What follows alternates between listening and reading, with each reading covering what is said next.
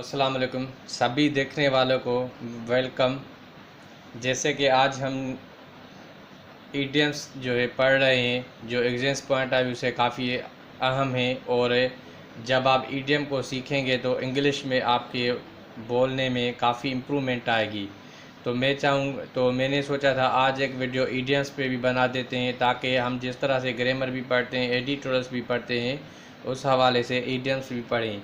ठीक है, तो आज का जो जैसे कि हम इस चैनल पे जवाद अहमद 1-2 के ऊपर पढ़ते हैं। आई एम योर होस्ट भाई। तो शुरू करते हैं। आज का हमारा जो पहला ईडियम है वो है इन द पिंक। अब इन द पिंक का मतलब क्या होता है? इसका मतलब होता है इन अ गुड हेल्थ, यानी अच्छी सेहत हो, अच्छी सेहत में तंदुरुस्त हो। ठीक है, उसको कहते हैं इन द पिंक। अब सेंटेंस की मदद से हम समझेंगे और ये काफ़ी अहम ईडियम्स है एग्जाम्स पॉइंट ऑफ व्यू से। जिस तरह से हम अंग्रेज़ी को सीख रहे हैं, कॉम्पिटिटिव एग्जाम्स की तैयारी कर रहे हैं, तो उस हवाले से ये ईडियम्स भी काफ़ी अहम है और एग्जाम्स में आते हैं। ठीक है, तो इंग्लिश के पेपर में तो इसको समझेंगे। People who observe lockdown during कोविड-19, ठीक है, ड्यूरिंग कोविड-19 आर इन द पिंक, यानी वो लोग जिन्होंने ऑब्ज़र्व किया, फॉलो किया लॉकडाउन को कोविड-19 में, आर इन द पिंक, यानी वो जो है अब गुड हेल्थ में, यानी उनकी जो सेहत है वो काफ़ी अच्छी बनी रही है। ठीक है, तो इसका मतलब ये हुआ, इन द पिंक का मतलब ये हुआ यानी बेहतर सेहत हो। तो हमारा दूसरा जो ईडियम है वो देखिए। अब दूसरा जो है सा आई टू आई, ठीक है, यानी आँख से आँख मिलाना। इसका मतलब क्या हुआ? ठीक है, ये एक ईडियम है, ये ईडियम्स है। सारे आज का जो सेशन है हमारा वो ईडियम्स के ऊपर है। ठीक है, तो मैं चाहूँगा आप वीडियो को कंप्लीट देखें ताकि आप काफ़ी लर्निंग कर सकेंगे। काफ़ी जो इम्पॉर्टेंट ईडियम है जो एग्जाम्स में आते हैं तो वो मैं उठा के ले आया हूँ। ठीक है, एग्री विथ ईच अदर, यानी एक दूसरे के साथ राज़ी होना। ठीक है, यानी कंसेंसस दिखाना, रज़ामंदी दिखाना, उसको कहते हैं यानी सा आई टू आई, कंसेंसस दिखाना, रज़ामंदी दिखाना। सेंटेंस की मदद से समझें। कैरी एंड बेरी, ये दो पर्सन से उनके नाम है। ठीक है, कैरी एंड बेरी ऑलवेज सा आई टू आई, हमेशा वो जो है एक दूसरे के साथ एग्री होते हैं, यानी राज़ी होते हैं, एक दूसरे की बात मानते हैं। When it came to weekend plans, जब बात आती है हफ्तेवार के प्लान्स की, यानी ये दोनों इस चीज़ के ऊपर एग्री होते हैं जब प्लान्स की बात होती है जो वीकेंड के जो है किए जाते हैं। वीकेंड जो कहते हैं वो सैटरडे और संडे को कहते हैं। वीकेंड का मतलब होता है सैटरडे और संडे। ठीक है, यानी सैटरडे संडे को घूमने के प्लान्स होते हैं या कोई और भी प्लान्स होते हैं। तो इस हवाले से ये जो है सैटरडे और संडे, कैरी बेरी आर की always eye to eye when it came to weekend plans, जब वीकेंड प्लान्स की बात आए ये तो आप जो है एग्री होते हैं। ठीक है, तो उम्मीद करता हूँ ये ईडियम भी काफ़ी समझ में आ गया होगा। तो आप जो है इस वीडियो को 1-2 मरतबा देखेंगे तो आपको ये तकरीबन याद हो जाएंगे। ठीक है, और जितनी प्रैक्टिस करेंगे, जितना आप ईडियम्स याद करते जाएंगे तो आप इसको यूज़ भी करें अपनी डेली लाइफ में, दोस्तों के साथ यूज़ करें और प्रैक्टिस करें, सेंटेंस लिखें। जितना आप यूज़ करेंगे उतने आपको याद रहेंगे और आपकी इंग्लिश भी काफ़ी अच्छी बनी रहेगी। ठीक है, हमारा जो और ईडियम है ये ओट्स एंड ईंट्स। इसका मतलब क्या होता है? मिसलेनियस आर्टिकल्स, यानी छोटे छोटे कुछ आर्टिकल्स हो, अब या फिर छोटी छोटी कुछ चीज़ें हो, आर्टिकल्स हो या फिर कोई थिंग्स हो। ठीक है, इसका मतलब क्या होता है? यानी वो जो होते हैं यूजुअली सिंबल वो कब छोटे होते हैं एंड नॉट इम्पॉर्टेंट, वो काफ़ी अहम नहीं भी होते हैं। ठीक है, ओट्स एंड इसका मतलब होता है वो चीज़ें, सिंबल चीज़ें जो ज़्यादा अहम नहीं भी हो। ठीक है, लियाकत सेंटेंस की मदद से समझेंगे। Liyaqat is searching among the odds and ends in his shelf, यानी लियाकत जो है वो तलाश कर रहा है ओट्स और इंट्स, यानी छोटी छोटी अनइम्पॉर्टेंट चीज़ें, इन हिज शेल्फ, अपनी शेल्फ में। ठीक है, शेल्फ यानी जिस तरह से कपबोर्ड होती है उसको कहते हैं। For some diary that he needs, यानी किस डायरी के बारे में जो इसकी ज़रूरत है, यानी among the odds and ends in shelf में जो है लियाकत सर्चिंग कर रहा है डायरी को जिसकी उसको ज़रूरत है। ठीक है, शेल्फ में। तो ओट्स और इंट्स का मतलब क्या होता है? यानी miscellaneous articles usually small and not important, उसको कहते हैं ओट्स और ईंट्स। हमारा और जो आइडियम है वो है पिकिंग होल्स, यानी होल्स, एक मिनट पिकिंग होल्स। अब पिकिंग होल्स ये जो है डब्ल्यू नहीं आएगा इसमें, ठीक है, यानी पिकिंग होल्स यानी फाइंड मिस्टेक्स, यानी गलतियां जो है वो निकालना, फाइंड मिस्टेक्स। पिकिंग होल्स करना यानी गलतियां निकालना।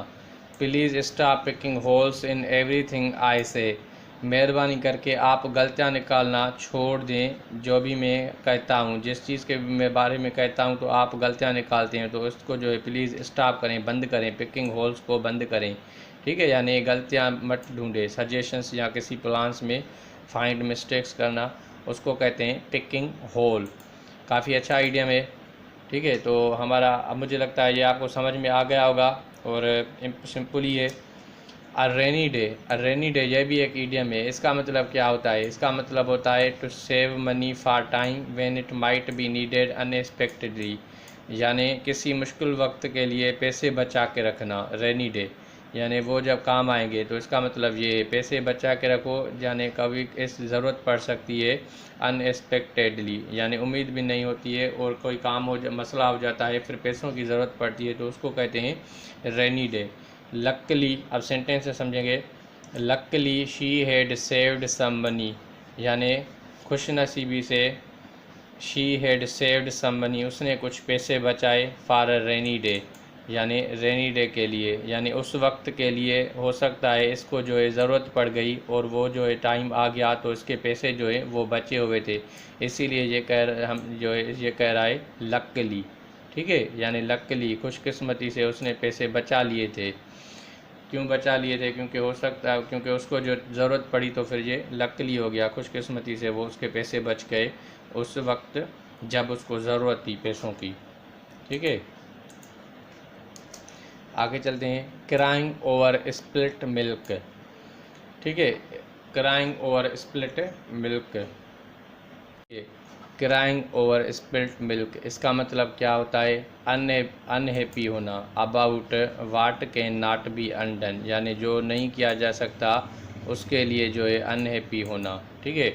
यानी उस चीज़ के ऊपर जो है रोना जो है मीनिंगलेस हो जाए। मिसाल, अब यहाँ पे देखिए स्पिल्ड होता है, और यहाँ पे आजकल ये भी ईडियम्स इस तरह से भी स्पेल लिख के आ रही है, SPILLED, ये यूएस की इंग्लिश में होता है, ठीक है, स्पिल्ड मिल्क। और ब्रिटिश इंग्लिश में ये होता है, और हम ब्रिटिश इंग्लिश पढ़ते हैं, लेकिन कभी एग्जाम्स में इस तरह से भी आ जाए, हो सकता इत्तेफाक से, तो आप जो है परेशान ना रहिएगा, ठीक है। अक्सर न्यूज़पेपर में ये आते हैं, तो ये समझाने के लिए भी स्पिल्ड के SPILLED इस तरह से भी लिखा जाता है, यानी उस चीज़ पे रोना जो फजूल हो, यानी कुछ गलत हो भी जाए, अब कुछ किया भी नहीं जा सकता, उसके ऊपर परेशानी करना दिखाना, यानी टाइम को वेस्ट करना, इसका मतलब ये है, ठीक है।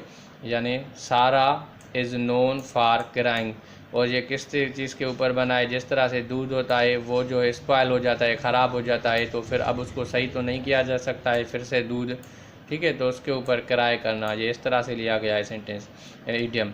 सारा is known for crying over split milk, यानी सारा पहचानी जाती है वो जो है किराए करती है, परेशानी दिखाती है स्प्लिट मिल्क के ऊपर, यानी उस चीज़ के ऊपर जो अब सही नहीं भी बनेगी, क्योंकि जो गलत हो गया सो हो गया, अब उसको जो है ठीक नहीं किया जा सकता।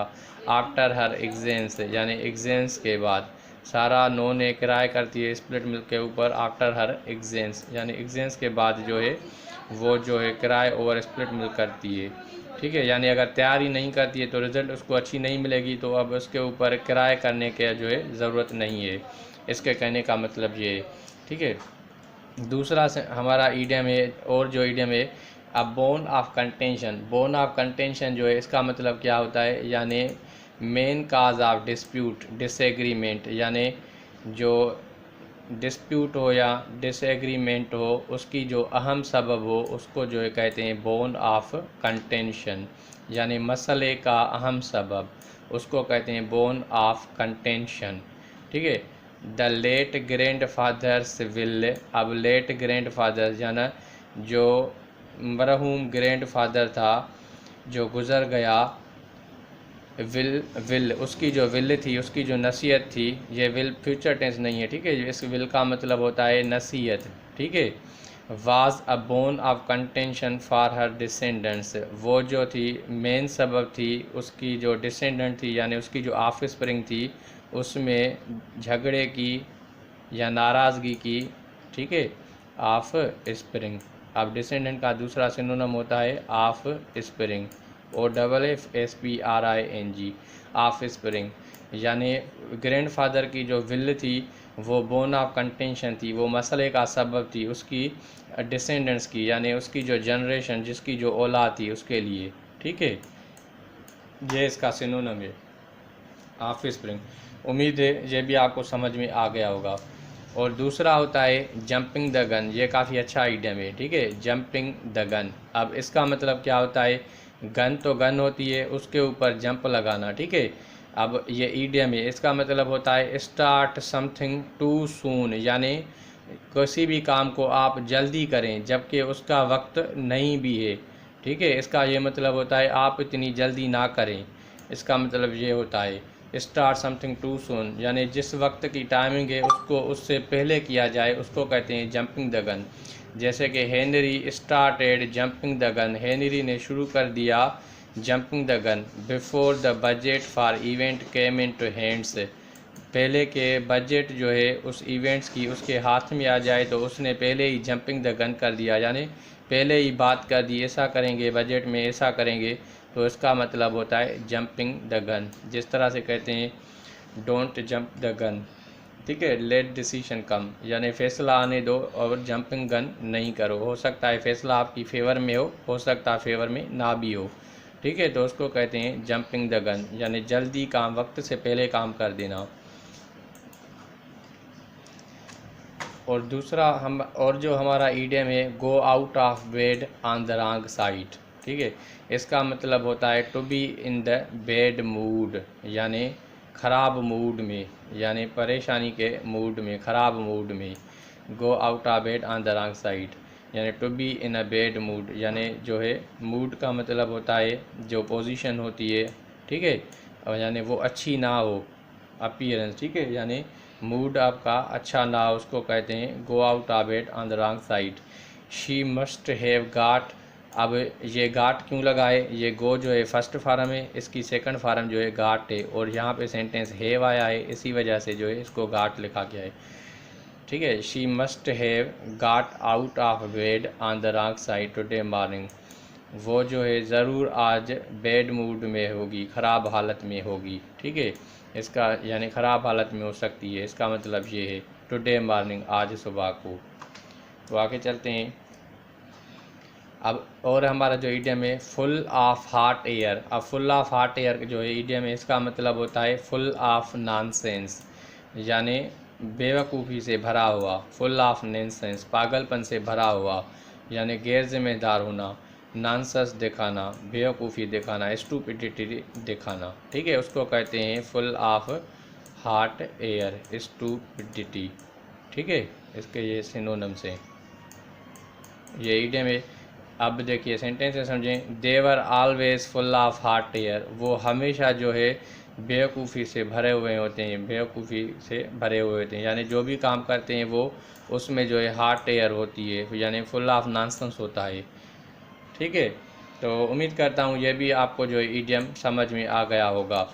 तो मैं चाहूँगा वीडियो को आप एक दो मरतबा अगर देखेंगे तो आपको जो है ये याद हो जाएंगे, और जितना आप इस्तेमाल करेंगे इंग्लिश में आपकी इंग्लिश काफ़ी बेहतर बनेगी, और एग्ज़ाम पॉइंट ऑफ व्यू से भी काफ़ी अहम है। तो आप इनको जो है याद करते चलें, और जो नए चैनल पे आएँ वो ज़रूर चैनल को सब्सक्राइब करें और ज़्यादा से ज़्यादा शेयर करें ताकि उन दोस्तों तक पहुँच जाए जो अंग्रेज़ी को सीख रहे हैं हमारा। इसके बाद ठीक है, अब इसका ये मतलब है, आगे चलते हैं। पाइप डाउन, अब पाइप डाउन यानी स्टॉप टॉकिंग, ठीक है, पाइप डाउन यानी स्टॉप टॉकिंग यानी बातचीत बंद करना, ठीक है। इसका मतलब है the captain ordered us, captain ने हमें ऑर्डर्स दिए, ऑर्डर दिया, हुक्म दिया, to pipe down and work on the sails, ताकि आप काम करना, आप बात करना बंद करें और सेल्स के ऊपर काम करें, ठीक है। सेल्स यानी वर्क ऑन द सेल्स, यानी पाइप डाउन करें, काम करना जो बातें करना बंद करें और काम पे ध्यान दें, ठीक है, उसको कहते हैं पाइप डाउन। तो हमारा और जो इडियम है नोज द रोप्स, ठीक है, अगर इसको अलग अलग पढ़ेंगे, रोप्स तो जो है रस्सियाँ होती है, नोज यानी जानना, ठीक है, लेकिन ये ईडियम है तो ईडियम जो है वो अपनी अलग मीनिंग जो है प्रोड्यूस करते हैं, ठीक है, जिस तरह से हम पढ़ते आए हैं। इसका मतलब है नोज द रोप्स यानी नोज ऑल डिटेल्स, यानी नोज ऑल डिटेल्स, पूरी यानी हर तरह की जानकारी रखना, ऑल डिटेल्स, डिटेल्स यानी तफसील, ऑल यानी सारी की सारी, नोज यानी जानकारी, यानी कंप्लीट जानकारी रखना। नोज द रोप्स का मतलब ये, she knows the ropes of her that's business, यानी वो अपने जो फादर का जो बिज़नेस है उसके बारे में कंप्लीट जानकारी रखती है, ठीक है। She knows the ropes of her that's business, यानी उसके बिज़नेस के बारे में मुकम्मल जानकारी रखती है, डिटेल्स के बारे में, ठीक है। तो हम आगे चलते हैं, हमारा जो ईडियम है आगे, और to throw in the towel, अब टावल में फेंकना, ठीक है, टावल में फेंकना, इसका मतलब होता है टू कंसीड डिफीट, यानी शिकस्त देना, शिकस्त को मानना, ठीक है। Karen refuse to throw in the towel, अब कैरन ने इनकार किया, थ्रो इन द टावल यानी उसने शिकस्त को नहीं माना, even when she fractured her left leg, तब तक उस यानी फ्रैक्चर उसकी जो लेग थी उसमें फ्रैक्चर आ गया, मोच आ गई और वो टूट गई उसकी टांग, उसके बाद भी जो है उसने थ्रो इन द टावल किया, यानी शिकस्त को तस्लीम नहीं किया, उसको नहीं माना, उसको इनकार किया, यानी रिफ्यूज़ करना, थ्रो इन टावल यानी शिकस्त को नहीं मानना, ठीक है।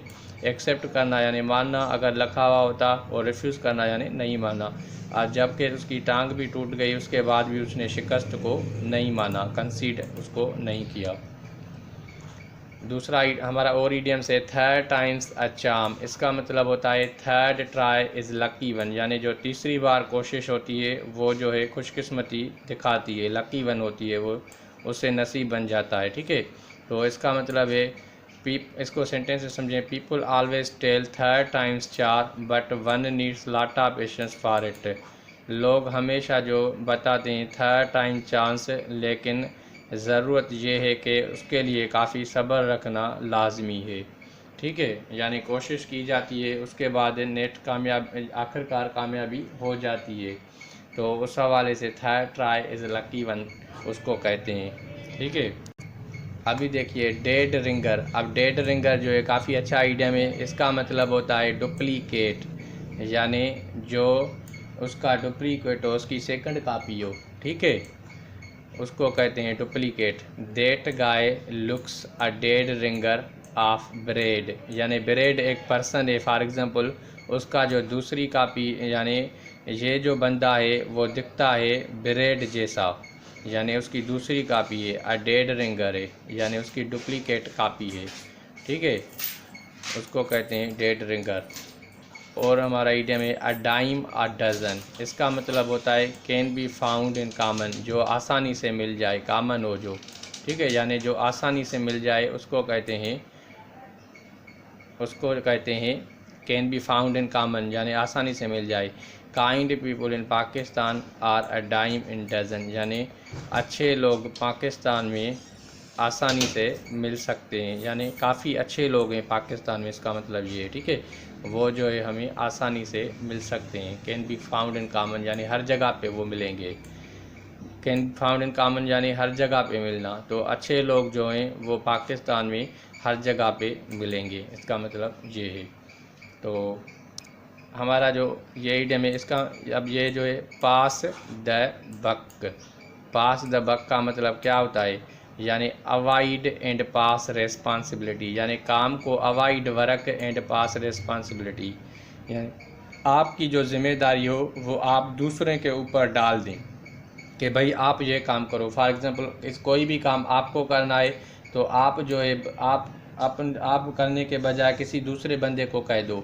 यानी ए को काम करना है, वो ए नहीं कर रहा है, अब वो जो है बी को कह रहा है कि तुम भाई ये काम करो।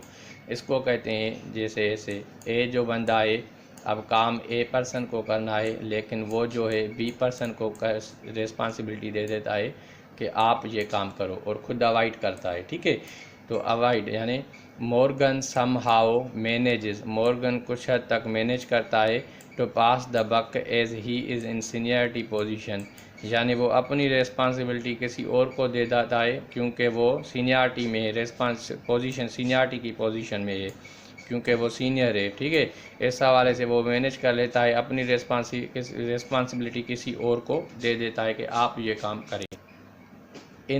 और ये जो इडियम है इन अ गुड सैमरिटन, इसका मतलब होता है help others with their work, यानी दूसरों की मदद करना अपने काम से, यानी आप काम करके दूसरों की मदद करें, उससे कहते हैं in a good Samaritan. Finn my office colleague, Finn जो मेरा दोस्त है ऑफिस का, इज़ अ गुड सैमरिटन, यानी ये जो है काफ़ी अच्छा है और मददगार है, दूसरों की मदद करता है, खुद काम करके देता है। तो उम्मीद करता हूँ ये सेशन काफ़ी अच्छा लगा होगा। अगर अच्छा लगा है तो लाइक शेयर ज़रूर दें, और जो नए चैनल पे आए वो इस चैनल को ज़रूर सब्सक्राइब करें ताकि जब और वीडियोज़ हम बनाएं तो उसके नोटिफिकेशन आपको मिल जाए। और इस चैनल के ऊपर हम एग्ज़ाम्स की तैयारी करते हैं, अंग्रेज़ी भी सीखते हैं, और उसके अलावा MCQs रिलेटेड सब्जेक्ट्स होते हैं वो भी पढ़ते हैं, और ईडियम्स और वोकैब भी पढ़ते हैं। तो मैं चाहूँगा आप इस चैनल को ज़्यादा से ज़्यादा शेयर करें ताकि और दोस्तों तक भी ये पहुँच जाए, ताकि उनको भी हेल्प मिल सके एग्ज़ाम्स में। तो अगले वीडियो तक खुदा हाफिज़।